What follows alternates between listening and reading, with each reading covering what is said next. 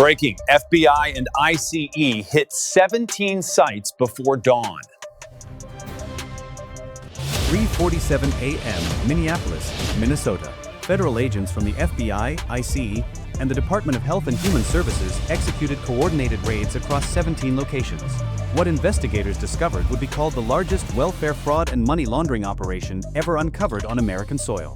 The total financial damage exceeded $5 billion. The mastermind was not a cartel enforcer, not a drug kingpin. It was a 43-year-old daycare director named Yasmin Khalid Omar who built an empire of ghost children while funneling taxpayer money directly into the hands of the Sinaloa cartel. Over the next few minutes, you will see how deep this conspiracy reached, how many lives it destroyed, and how close it came to becoming permanent. What you are about to hear will make you question everything you thought you knew about the systems designed to protect vulnerable children. If you want the full truth, hit like so this story reaches more people. 4:32 a.m. South Minneapolis. The air was frozen and still. Fog hung low over empty streets, clinging to neon signs of closed convenience stores and shuttered restaurants. The only movement came from three black SUVs rolling silently through pre-dawn darkness, their headlights cutting through the mist like surgical blades. Inside those vehicles sat 19 federal agents from the FBI and ICE, 6 forensic accountants from Health and Human Services. They were not there for a typical drug bust. They were there to inspect a daycare center that had received $48 million in government subsidies over the last 14 months. The facility was registered under the name Bright Futures Child Development Center. Its director, Yasmin Khalid Omar, had operated 6 similar centers across the Twin Cities for nearly 4 years. According to state records, her network cared for over 900 children every single day. The government payments arrived like clockwork, processed automatically through the state's electronic benefit system. No red flags had ever been raised. No complaints had ever been filed. On paper, everything looked perfect. The lead agent stepped out of the vehicle and approached the front entrance. The building was a converted warehouse with large windows facing the street. Inside, the lights were off. No sound, no children, no movement at all. The agent keyed the electronic lock using an override code provided by the state licensing board. The door swung open with a soft hiss. The air inside was cold and stale, carrying the faint smell of disinfectant and something else underneath it, the unmistakable scent of abandonment. The main room was filled with toys arranged in perfect rows on low shelves. Wooden blocks, stuffed animals, picture books, plastic trucks. Every item was covered in a thin layer of dust that had settled over weeks, maybe months. The toys had never been touched. In the nursery area, agents found 12 cribs lined up against the wall. Each crib had a clean mattress with a folded blanket at the foot, but the mattresses showed no signs of use. No indentations, no stains, no wear. These cribs had never held a sleeping child. Comment exposed below if you believe this corruption needs to be dragged into the light. On the wall near the entrance hung attendance sheets printed on official state forms. Every line was filled out in neat handwriting. Names, arrival times, departure times, parent signatures. Everything was accounted for. But the room itself told a different story. This facility had never been operational. It was a stage set designed to pass inspections that never came. Over the last 12 months, this single location had received $48 million in taxpayer-funded subsidies. Yet not a single child had ever spent a full day inside these walls. The lead agent moved toward the director's office at the back of the building. The door was unlocked. Inside, the desk was clean except for a large 3-ring binder sitting in the center. The agent opened it and began flipping through the pages. What he found made his stomach turn. The binder contained enrollment records for over 700 children. Each entry included a full name, date of birth, social security number, home address, and parent contact information. The agent pulled his phone and began running random checks through the federal database. The first name came back as a deceased individual who had died in 2019. The second name belonged to a person living in California who had no children. The third name was linked to a social security number that had been reported stolen 2 years earlier. These were not real children. They were synthetic identities, carefully constructed using stolen social security numbers purchased on the dark web and paired with falsified birth certificates printed in backroom operations. This was not simple welfare fraud. This was identity manufacturing at an industrial scale. Then the agent noticed the corner of the room. Bolted to the floor was a heavy steel safe, the kind used in bank vaults.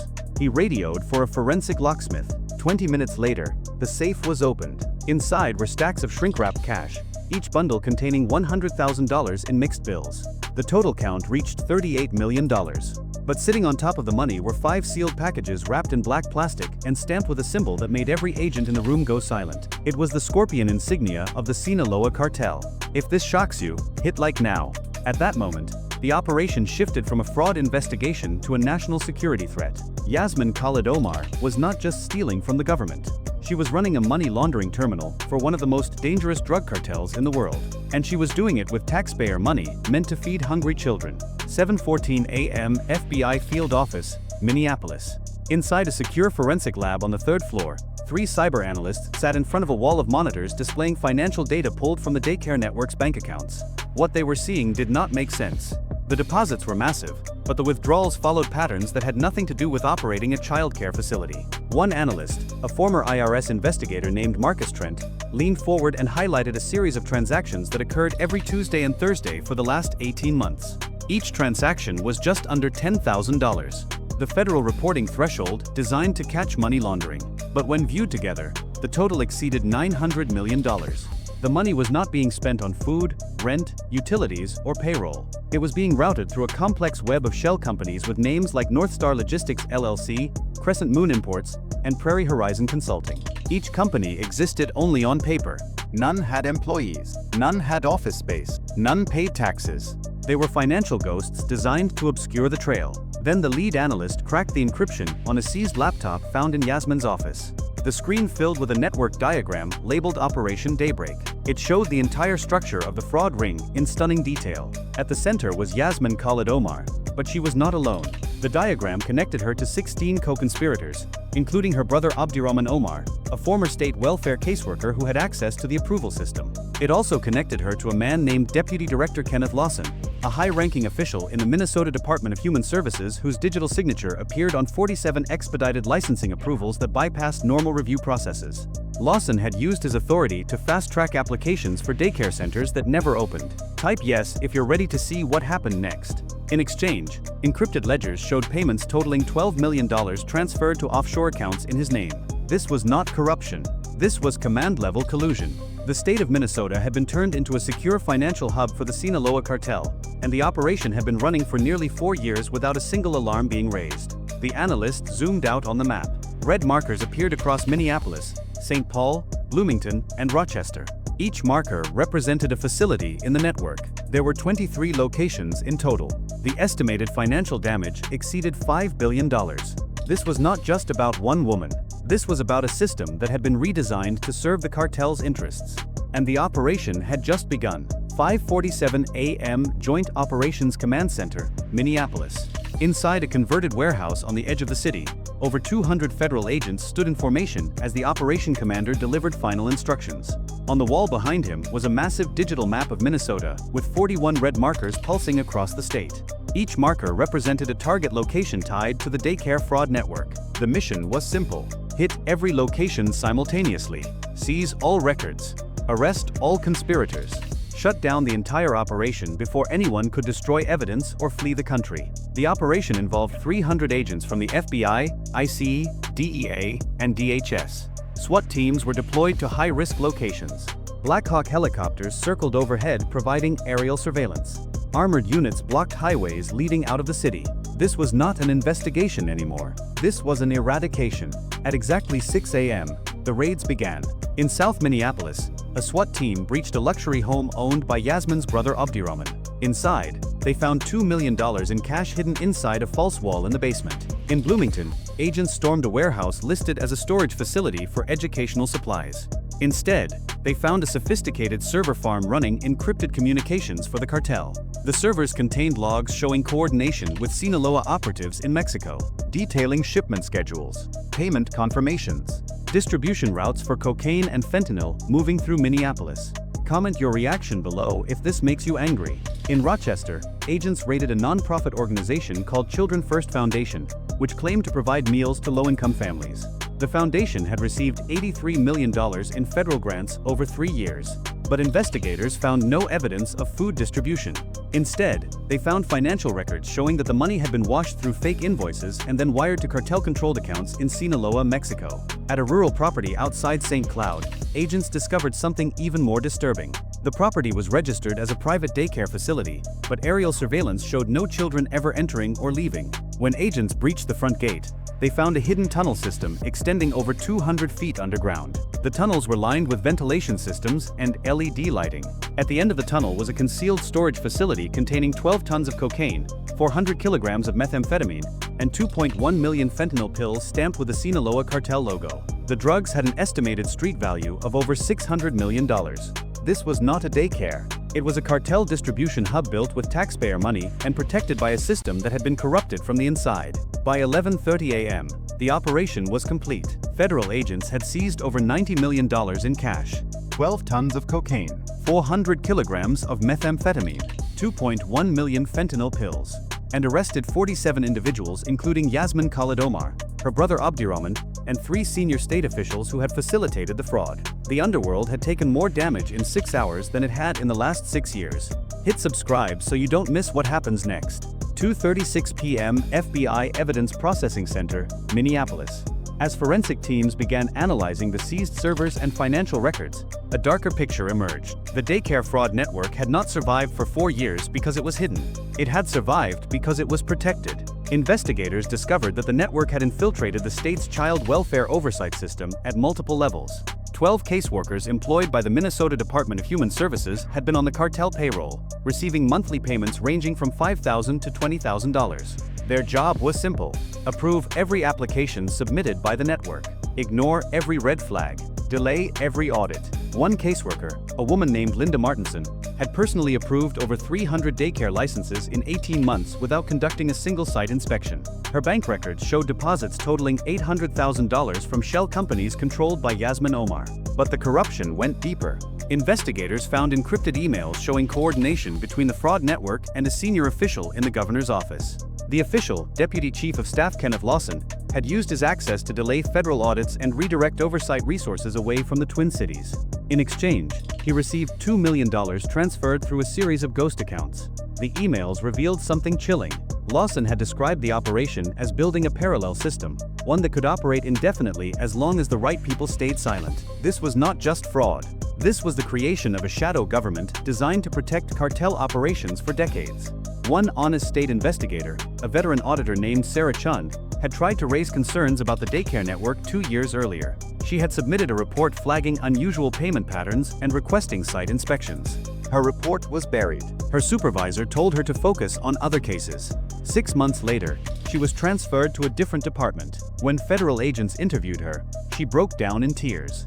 She had known something was wrong, but the system had been designed to silence people like her. If you believe justice matters, comment justice below. Federal agents arrested 9 state employees, including 2 deputy directors and 1 senior legislative aide who had helped draft laws that weakened oversight requirements for child care facilities. The badge had been corrupted. The system had been weaponized. But now, it would be rebuilt from the ground up. 9:22 p.m. DEA Intelligence Center, Washington, D.C. As investigators continued analyzing the seized data, they realized the Minneapolis operation was not isolated. It was part of a much larger network. The financial records showed that the daycare fraud model had been replicated in 6 other states including Wisconsin, Iowa, Michigan, Ohio, Pennsylvania, and New York. Each state had a similar structure: ghost daycare centers, stolen identities, automated payments, money laundering, and at the center of each operation was a connection to the Sinaloa cartel. The total estimated fraud across all 7 states exceeded $18 billion. The money was being used to fund cartel operations across the entire United States. Shipping manifests seized from the Rochester warehouse showed that the cartel was moving over 30 tons of cocaine per month through a network of fake logistics companies. The companies used falsified agricultural permits to transport drugs hidden inside shipments of corn, soybeans, and wheat. Way stations along major highways had been compromised. Inspectors were paid to shut down scales for maintenance whenever cartel convoys passed through. Border Patrol agents in Texas and Arizona had been bribed to relax inspections on specific trucks carrying loads that appeared legitimate but contained hidden compartments filled with narcotics. The operation was not just about stealing money. It was about building a permanent infrastructure for the cartel inside the United States. Share this so more communities understand what's happening. Investigators found a final encrypted file on Yasmin's laptop labeled Phase 3. The file detailed a plan to expand the network to 15 additional states over the next 5 years. The goal was to create a self-sustaining financial system that could generate over $50 billion annually while simultaneously distributing hundreds of tons of cocaine, methamphetamine, and fentanyl across the country. The plan included bribing federal legislators to weaken oversight laws, purchasing real estate in key cities to establish cartel safe houses, and recruiting corrupt officials at every level of government. This was not infiltration. This was colonization. The Sinaloa cartel had designed a blueprint to turn the American welfare system into the largest money laundering operation in history, and they had come terrifyingly close to succeeding. The raids in Minneapolis did not just shut down a fraud ring. They exposed a vulnerability in the American system that most people never knew existed. For years, the focus had been on making government assistance accessible and efficient. The goal was to get money to people who needed it as quickly as possible. But speed killed verification. Automation replaced oversight. Compassion became a weapon. The Ghost Child Network exploited the very values that define a civilized society. They knew that bureaucrats are trained to approve applications, not to interrogate them. They knew that asking hard questions could be seen as discrimination. They weaponized political correctness and stole $5 billion while children went hungry. The factory is shut down. The money is frozen. The conspirators are in custody. But the damage is permanent. Over 68,000 low-income children across Minnesota lost access to legitimate childcare because funds were diverted to a criminal network. Honest daycare providers closed their doors because they could not compete with facilities that did not have to pay for food, staff, or rent. In some neighborhoods, licensed childcare capacity fell by 24%. The human cost is incalculable. Fentanyl pills produced with money stolen from this network killed over 3,000 Americans last year. Cocaine and methamphetamine distributed through cartel routes destroyed families, ended careers, and left children without parents. The neighborhoods that needed help the most were the ones that suffered the most. Share this video before it's buried. Power does not always need violence. Sometimes it only needs silence and ambition. The most dangerous criminals do not look like monsters. They look like community leaders. They file the right paperwork. They attend the right meetings. They smile for the cameras. And they steal the future right out from under us. This story is a warning. It is a reminder that corruption does not announce itself. It hides behind good intentions and exploits the systems designed to protect the vulnerable. If you believe we need a complete audit of every welfare program in America, comment accountability below. If you are still watching, tap the like button so more people see this story. And if you want this corruption dragged into the light, share this video. Stay vigilant, stay informed, and never stop asking questions.